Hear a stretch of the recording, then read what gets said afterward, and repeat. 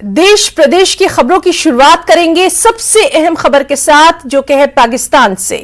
पाकिस्तान के साबिक वज़ीर-ए-आज़म और चेयरमैन पाकिस्तान तहरीक-ए-इंसाफ इमरान खान के नाकाबिले जमानत वारंट गिरफ्तारी जारी होने के बाद इस्लामाबाद पुलिस की टीम लाहौर पुलिस की भारी नकरी के हमरा जमान पार्क में मौजूद है, जहां उसे पीटीआई कारकुनान की जानिब से मज़ाहमत का भी सामना है। पुलिस की जानिब से इमरान खान की रिहाइशगाह की जानिब पेशकदमी पर उसे पीटीआई के डंडा बरदार कारकुनान की जानिब से शदीद मज़ाहमत का सामना है। जवाब में पुलिस की जानिब से लाठीचार्ज किया गया, आंसू गैस की शेलिंग के साथ वाटर कैनन का इस्तेमाल किया जा रहा है। पीटीआई कारकुनान की जानिब से भी पुलिस पर पथराव किया जा रहा है। बिस्मिल्लाहिर्रहमानिर्रहीम, इय्याका नअबुदु व इय्याका नस्तईन। मेरे पाकिस्तानियों, पुलिस मुझे जेल में पकड़ने के लिए आ गई है बाहर, और उनका यह ख्याल है कि जब इमरान खान जेल में चला जाएगा तो कौम सो जाएगी।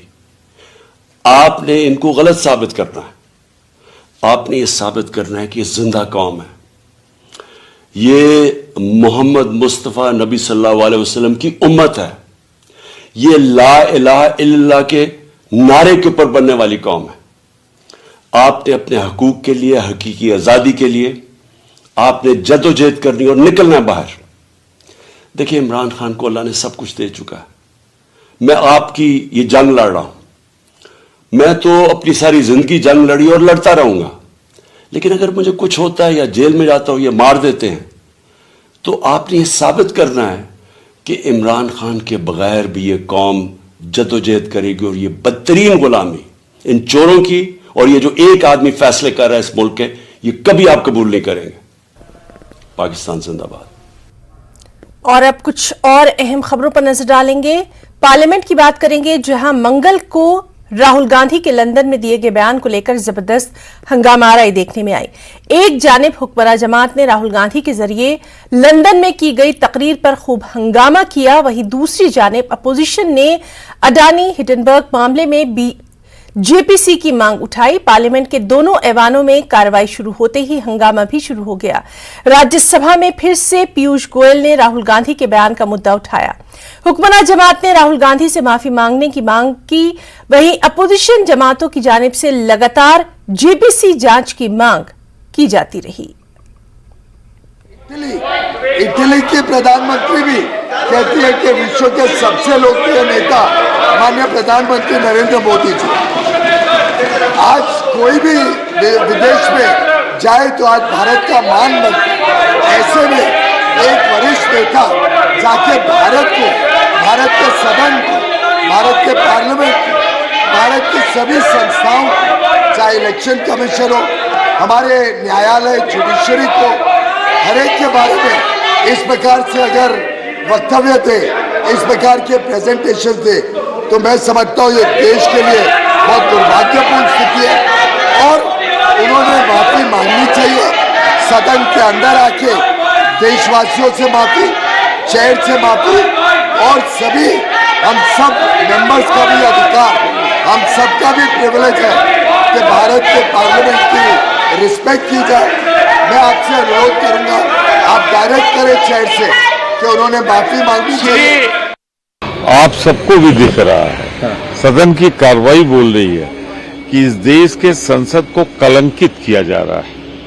पहली बार ऐसा हो रहा है कि लगातार दूसरे दिन संसद को सत्ता पक्ष भाजपा नहीं चलने दे रही है। जो सबसे बड़ा घोटाला है इस देश का आजादी के बाद पे, उस पर कहीं चर्चा न हो जाए। तो देखिए ना कैसे हुकुम मालिक का होता है और सब खड़े हो जाते हैं। सत्ता पक्ष की तरह आचरण करे, उसका काम सुनना और जवाब देना है। अगर कहीं कुछ गलत है तो उसके लिए चेयरमैन है, वो निश्चित रूप से उसको रोकेंगे। पर यह स्थापित रूल है कि एक सदन में दूसरे सदन के सदस्य के बारे में चर्चा नहीं हो सकती। ये रूल्स। 4 साल में देश में कुछ नहीं हुआ।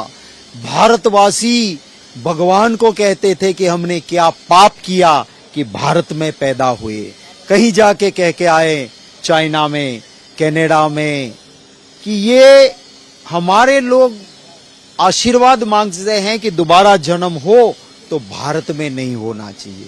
तब भारत बदनाम होता है। राहुल गांधी जी ने तो ऐसा नहीं किया, ना कहीं कहा है।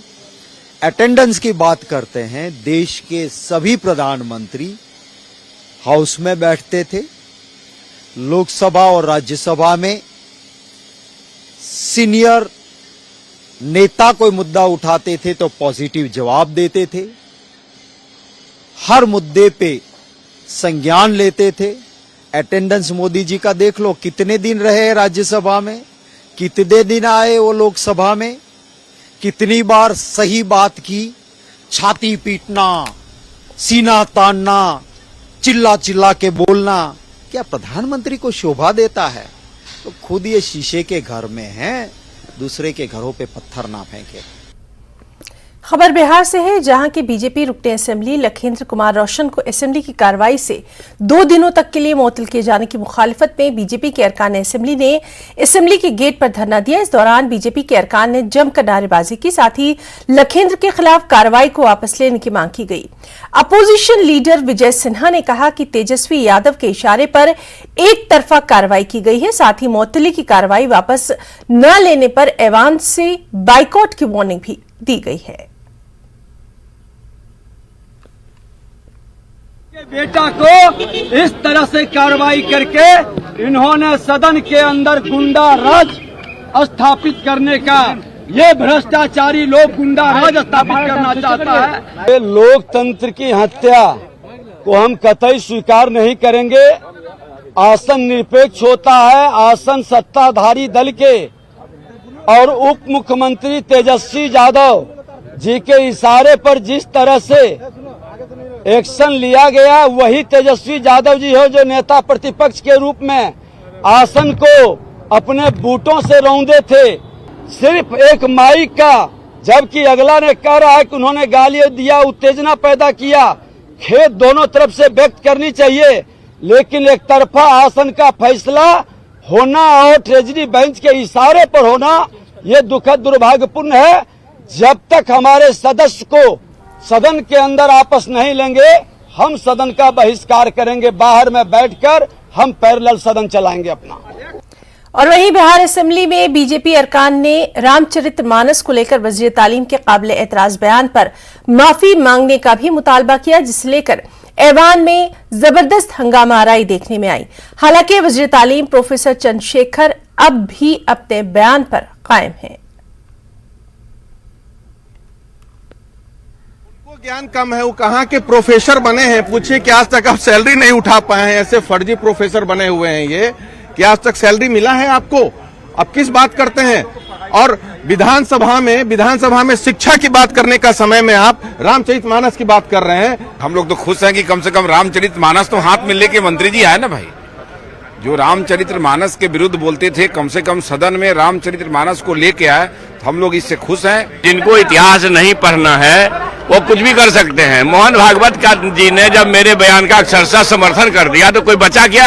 सर, उनका ये कहना है कि शिक्षा मेरे पास तो अभी भी डॉक्यूमेंट है, ऐतिहासिक फैक्ट्स है, किसी को सीखना हो तो आगे सीख लें। खबर मध्य प्रदेश से है, जहां असेंबली की कार्रवाई में मंगल को हुक्मरान जमात और अपोजिशन के बीच कई मुद्दों पर तीखी बहस देखी गई। ऐवान में वज़ीर आला शिवराज सिंह चौहान ने अपोजिशन को आड़े हाथों लिया। बिजली, स्कूल जैसे मुद्दों पर अपोजिशन ने भी सरकार को खूब घेरा।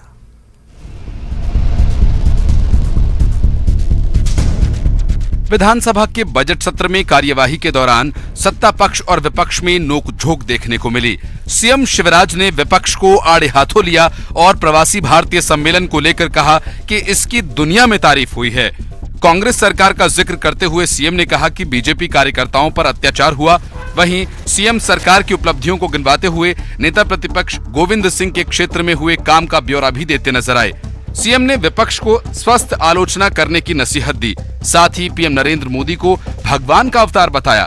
उधर स्कूल और बिजली के मुद्दे पर विपक्ष ने सरकार को घेरा। पीसीसी चीफ कमलनाथ ने कहा कि कई इलाकों में कहीं तार हैं तो बिजली नहीं और बिजली है तो तार नहीं। भोपाल में पानी के समूह में कनेक्शन दिए जाने को लेकर कांग्रेस विधायक पीसी शर्मा ने भी सवाल उठाए। बल्क नहीं, इंडिविजुअल कनेक्शन दिया जाएगा, लेकिन सरकार उसको तैयार नहीं है। इसलिए मैंने उनसे मांग की है कि आप इसको शीघ्र से शीघ्र इंडिविजुअल कनेक्शन सभी कॉलोनी हो, चाहे वो चूनाभट्टी की हो, चाहे भोपाल के अन्य क्षेत्रों की हो, जो आपने मुख्यमंत्री जी ने घोषणा की थी, जो महापौर है वर्तमान इनने घोषणा की थी, वो इंडिविजुअल कनेक्शन दिए जाए। वहीं सज्जन सिंह वर्मा ने सीएम राइज स्कूल्स को लेकर सवाल उठाए और इस पर नरोत्तम मिश्रा ने कहा कि जब कांग्रेस की सरकार थी तब कांग्रेस ने 500 रुपए में गुरुजी की भर्ती की थी, स्कूल्स की बिल्डिंग और छत नहीं थी। आज शिक्षा पर सवाल खड़े कर रहे हैं। सज्जन सिंह वर्मा के सवालों का जवाब स्कूल शिक्षा मंत्री इंदर सिंह परमार ने देते हुए कहा कि सीएम राइज स्कूल्स के प्रचार प्रसार के लिए स्कूल शिक्षा विभाग ने कोई विज्ञापन नहीं दिया है। कांग्रेस के लोगों ने जो विषय उठाए हैं वो निराधार है, वो सत्यता से परे है। लेकिन बीजेपी विधायक उमाकांत जी ने जो सिरोंज का मामला देखिए, स्पेसिफिक एक जगह का विषय है, उसका हम परीक्षण करा रहे हैं। केवल वो स्थान का है कि भाई यहाँ बनना चाहिए, यहाँ बनना चाहिए, क्योंकि वहाँ वर्षों से पहले से स्कूल चलता है, उसी जगह हमने सर्वे किया है। लेकिन यदि उनकी आपत्ति तो उनका परीक्षण करके आगे निर्णय करने वाले हैं। विधानसभा चुनावों से पहले मध्य प्रदेश विधानसभा का ये अंतिम सत्र है। ऐसे में सत्ता पक्ष और विपक्ष दोनों ही सदन में जनता के मुद्दों पर अपनी बात रख रहे हैं। देश प्रदेश में एक बार फिर से आपका बहुत इस्तकबाल करते हैं। खबर राजस्थान से है। राजस्थान कांग्रेस के इंचार्ज सुखजिंदर सिंह रंधावा के जरिए वज़ीर-ए-आज़म नरेंद्र मोदी पर दिए गए बयान को लेकर मंगल को जयपुर में असेंबली से लेकर सड़क तक बीजेपी ने जबरदस्त हंगामा आराई की। बीजेपी ने ऐवान से वॉकआउट किया। कांग्रेस का कहना है कि बीजेपी किसानों पर चर्चा से फरार इख्तियार कर रही है।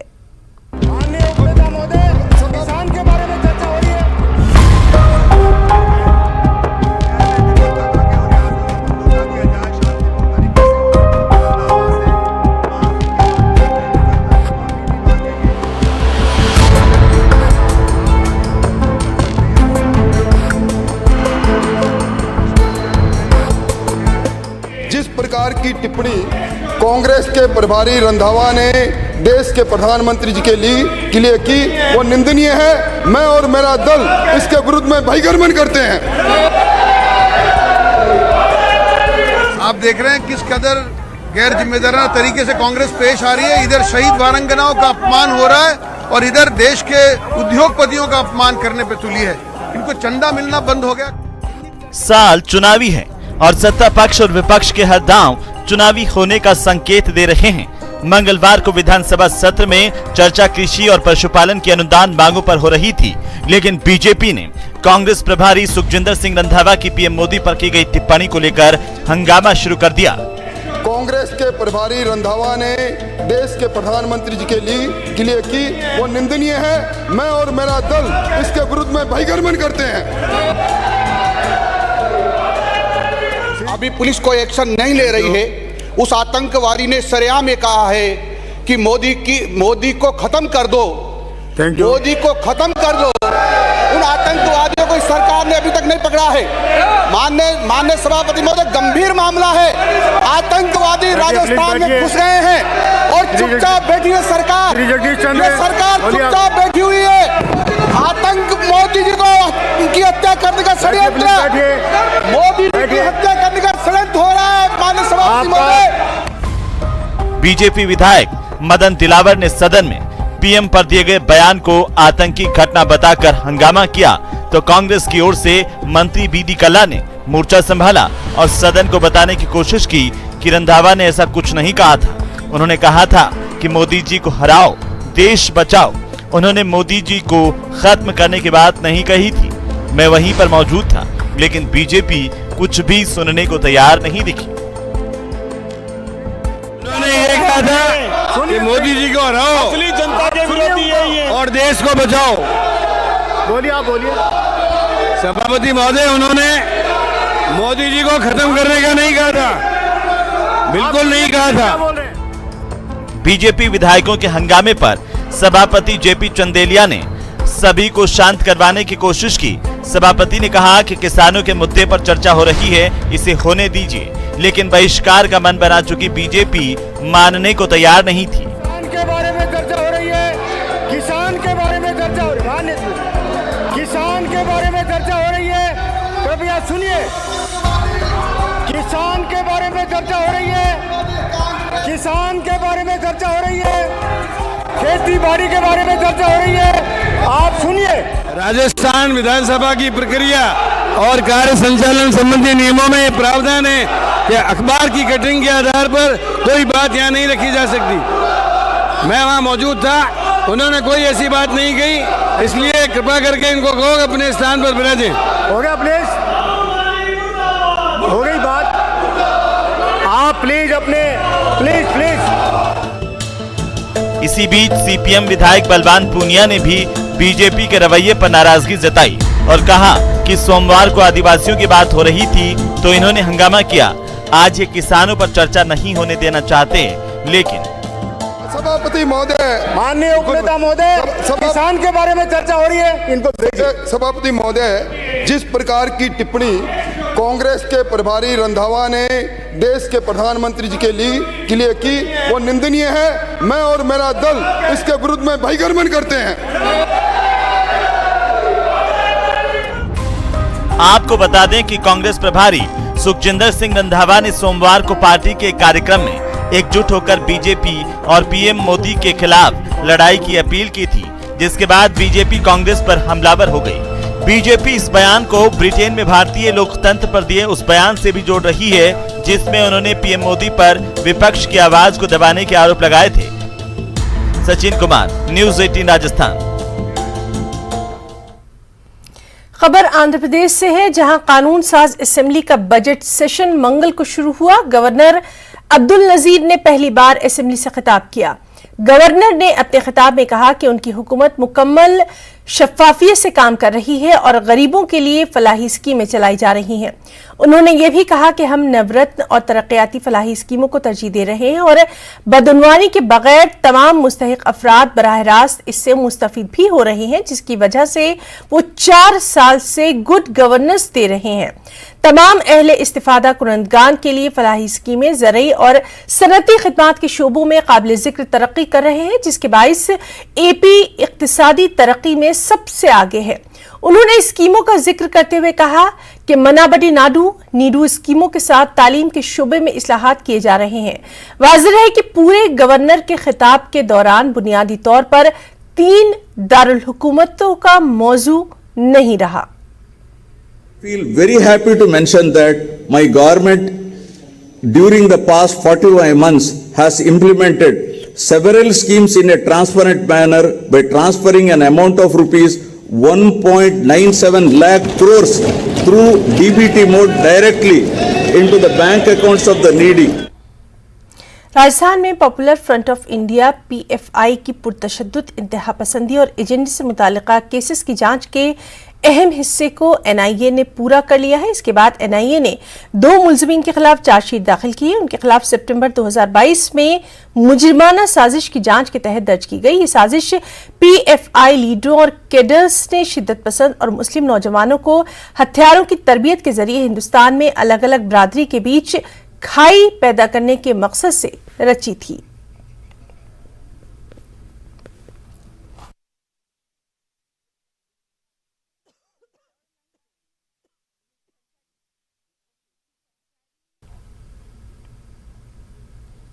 मौसमियाती तब्दीली कश्मीर को मुतासिर कर रही है। माहिरीन का मानना है कि बढ़ते हुए टेम्परेचर का फौरी तौर पर ज़राअत और उससे मुंसलिक शोबों और फिर सयाहत और जिंदगी के दीगर शोबों पर मनफी असर साफ दिखाई दे रहा है। जम्मू कश्मीर हुकूमत इन असरात को कम करने के लिए मिलट मुतारफ कर रही है। पेश है न्यूज 18 के डिप्टी एडिटर शब्बीर अहमद की ये खास रिपोर्ट। आप ये खास रिपोर्ट देखें। मुझे इजाजत दें। आदाब।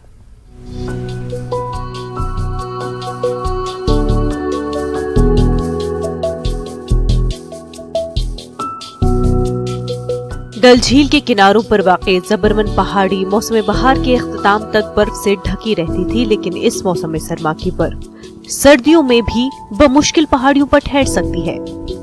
वादी कश्मीर में दिन का दर्जे हरारत मामूल से 7 से 9 डिग्री सेल्सियस ज्यादा रहता है।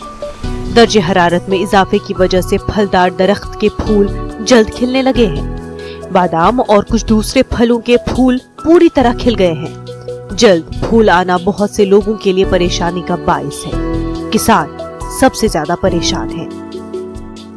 अगर मार्च पत फुल नेर सो बेहतरीन यथ मज फुल नेरान नुकसान गसान यम सात शीन मोकलो आब तो गो कम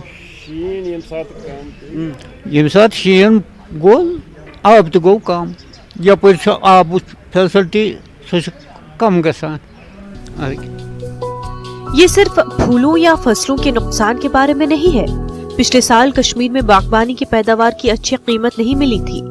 बागबानी के कारोबार से वाबस्ता लोगों का कहना है कि फूलों के पकने के मौसम में होने वाली तब्दीलियों की वजह से मार्केट को नुकसान हुआ और इसका बराह रास्त ताल्लुक मौसमियाती तब्दीली से है। हम खतरे में है अगर खुदा न खास्ता आज के डेट में या आज के बाद 10 दिन के बाद बारिश आई, स्नो आया तो प्रॉब्लम हमारी बहुत ज़्यादा आता है और सीज़न भी सबसे पहले ज़्यादा आता है। इसका मतलब जो हमारे डिलीशियस होता है उसकी मतलब उसमें टाइम होता था, बहुत टाइम होता था, उसको डिलीशियस देने में हमें बहुत टाइम आता था। लेकिन आज की डेट में जो अब जल्दी आज की डेट में जो हमारी जितनी भी हाई डेंसिटी आ रही है वो भी तैयार होती पहले ही। उसके बाद जो हमारा ये हाड़ी फसल होता है वो भी पहले ही आता है, बम्पर स्टॉक बन जाता है तो मार्केट में बहुत प्रॉब्लम आती है। मार्केट हमें वक्त पे मिलता नहीं है। जब एक ही साथ सब फ्रूट जा रहा है तो मार्केट की बहुत कमी होती है, मार्केट मिलता नहीं है हमें। डायरेक्टर ज़राअत चौधरी मोहम्मद इकबाल बदलते हुए मौसम के बारे में फिक्रमंद हैं, लेकिन उनका कहना है कि हुकूमत फसलों और फसलों के शेड्यूल में तब्दील के जरिए इस मसले से निपटने के लिए सख्त मेहनत कर रही है। उनका कहना है कि मिलेट्स को कश्मीर में बड़े पैमाने पर मुतारिफ कराया जा रहा है ताकि मौसमियाती तब्दीली के असरात को कम किया जा सके। LG जम्मू कश्मीर ने हाल ही में आबपाशी का शेड्यूल शुरू किया है ताकि पानी का इंतजाम सही तरीके से हो सके। फॉर द फर्स्ट टाइम हम लोगों ने एक शेड्यूल इशू किया है कि irrigation schedule for Kashmir region और दोनों रीजन के लिए है और ये गवर्नर साहब ने 23 तारीख को जम्मू से हमने इसको जारी करवाया है। वो पिछले साल की इसी मुश्किल को देखते हुए करवाया है कि जिस वक्त हमारे इरिगेशन कैनाल में पानी की कमी हो गई थी या उसका लेवल जो था वो कम हो गया था और हम लोगों को ये सोचने पर मजबूर थे कि अब जो वाटर यूज एफिशिएंसी की बात हम करेंगे कि अगर हम फ्लडिंग से पानी देते हैं तो अगर हम माइक्रो इरिगेशन के लिहाज से जाएंगे तो हम लोग जो है किस तरीके से पानी को बचा सकते हैं।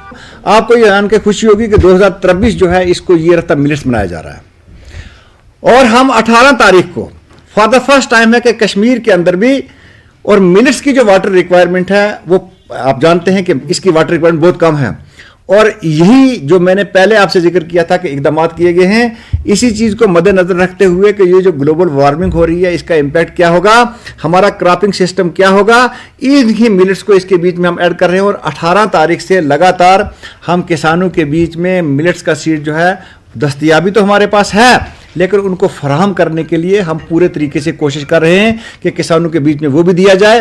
और जो हमारा क्रॉपिंग प्लान है, क्रॉपिंग प्लान के अंदर इंतखाब उन चीजों का किया गया है कि जो टेम्परेचर को बर्दाश्त भी कर सकें, जिनकी वाटर रिक्वायरमेंट भी कम हो। कश्मीर ने पिछले 10 सालों में कई खुश्क सर्दियों का मुशाहिदा किया है। पिछले साल बारिश की कमी इतनी थी कि हुकूमत ने कई इलाकों में धान की काश्त न करने की एडवाइजरी जारी की थी। ग्लेशियर पिघलने से सैलाब के इम्कानात बढ़ रहे हैं और कई इलाकों में पीने के पानी की कमी हो रही है। तशवीश बड़ी है और मंसूबाबंदी बहुत कम है। सयाहत और हाइड्रो पावर मौसमियाती तब्दीली से मुतासिर हो सकते हैं। असर को रोकने के लिए मकामी तौर पर बहुत कम इक़दाम किए गए हैं। न्यूज़ 18 के लिए श्रीनगर से शब्बीर अहमद की रिपोर्ट।